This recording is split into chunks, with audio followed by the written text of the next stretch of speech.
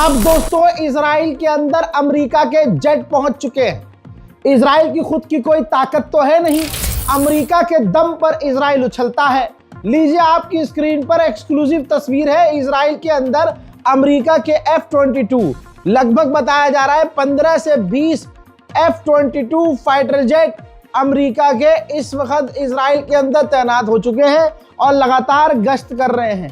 Activity नजर आ रही है, यानी ईरान पर हमला करीब है, क्योंकि बताया यही गया था 3 दिन पहले कि अगले 72 घंटे में ईरान पर हमला होगा। इजराइल के अंदर अमेरिका की भारी भरकम तैनाती नजर आ रही है। एक और वीडियो दिखा रहा हूं इजराइल का इंटरनेशनल बेन गुरियन एयरपोर्ट, जिस पर अमेरिका का ऑयल टैंकर तैनात नजर आ रहा है। जॉर्डन जो इजराइल का गुलाम है, उसने बड़ा झटका वैसे दे दिया है इजराइल और अमेरिका को।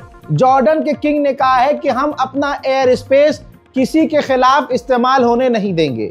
अब इसमें ईरान के समर्थक खुश ना हो, क्योंकि ये अरब है, जॉर्डन इजराइल का साथी है।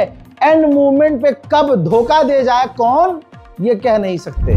पूरी दुनिया, लगभग तमाम देश ईरान को गिराने में, क्योंकि देखिए क्या है, सारे देश अमेरिका का गू चाटते हैं। एक वाहिद ईरान है जो कुछ भी होने को तैयार है, कुछ भी बर्दाश्त करने को तैयार है, अमेरिका के आगे झुकने को तैयार नहीं। ये ताकत किसी के पास नहीं, ये जुर्रत किसी की नहीं। ऐसे में तमाम देश ईरान के खिलाफ साजिश रच रहे हैं।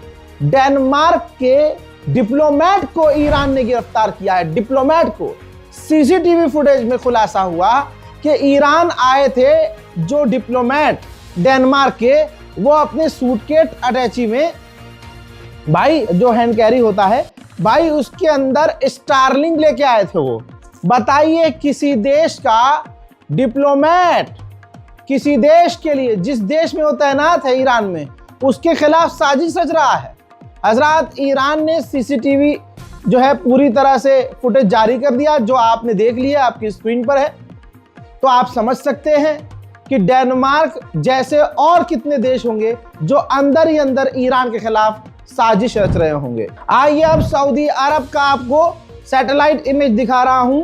भाई 6 E-3 aircraft, 16 KC 135 refuelling aircraft और इसके अलावा दर्जनों फाइटर जेट खड़े हुए यहां नजर आ रहे हैं। सऊदी अरब का प्रिंस सुल्तान एयरबेस है, जहां पर भारी भरकम अमेरिका ने तैनाती की हुई है। वहीं आर्मीनिया के डिफेंस मिनिस्टर ऐसे खराब माहौल में ईरान आए और ईरान के राष्ट्रपति से उन्होंने मुलाकात की। दोनों के बीच खिचड़ी क्या पकी ये सामने नहीं है, लेकिन आर्मीनिया का डिफेंस मिनिस्टर अगर ईरान आया है तो बात तो बड़ी होगी। उधर ईरान ने एक खतरनाक वीडियो जारी किया है, जिसके बाद अमेरिका और इजराइल का गला और सूख गया है।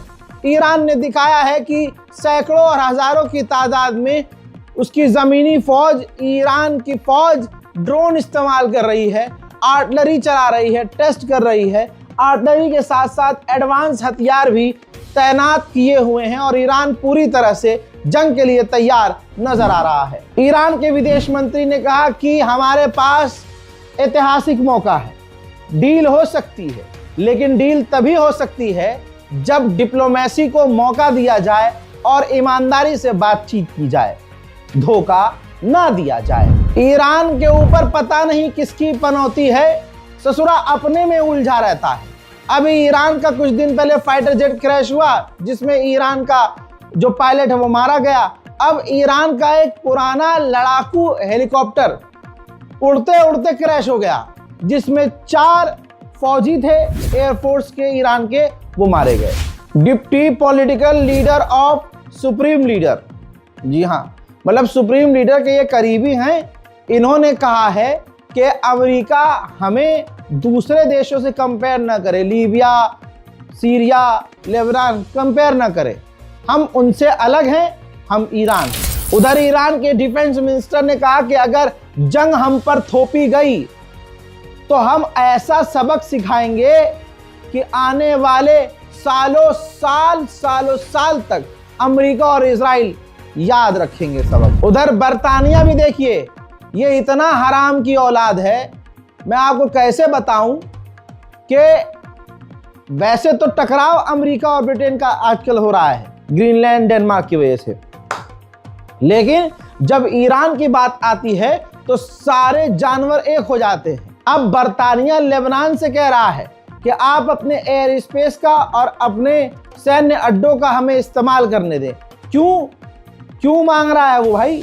बर्तानिया ईरान पर हमला करेगा अमेरिका के साथ मिलकर, लिख के ले लेना। इसीलिए ब्रिटेन ज्यादा उछल रहा है। फिलहाल तो अब ईरान को खुल्लम खुल्ला ब्रिटेन को धमकी दे देनी चाहिए और कई मिसाइलें ब्रिटेन की तरफ तैनात कर देनी चाहिए। उधर अमेरिका ने एक और टैंकर सीज किया है, जिसका वीडियो आप देख रहे हैं।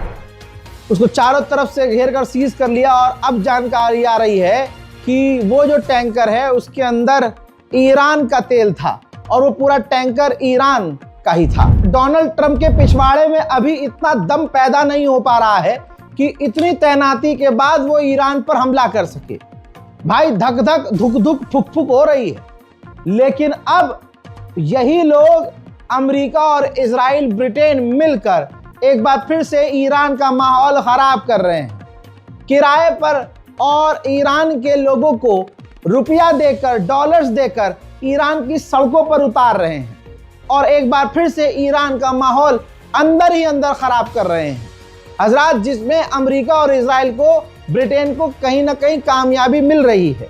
ईरान में एक बार फिर से प्रदर्शन तेज होते नजर आ रहे हैं और प्रदर्शनकारियों के बीच एक सरकार के समर्थक हैं सड़क पर और एक सरकार के विरोधी, दोनों के बीच झड़प होती हुई भी नजर आ रही है।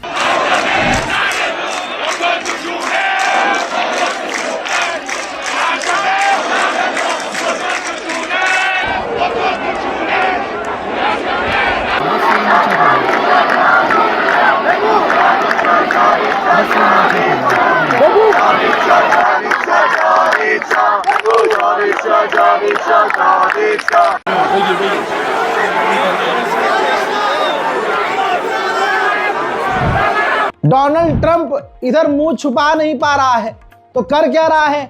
सिर्फ हर दिन फौज भेज रहा है। मिडिल ईस्ट में ईरान के खिलाफ और भी अमेरिका के वॉरशिप पहुंच चुके हैं।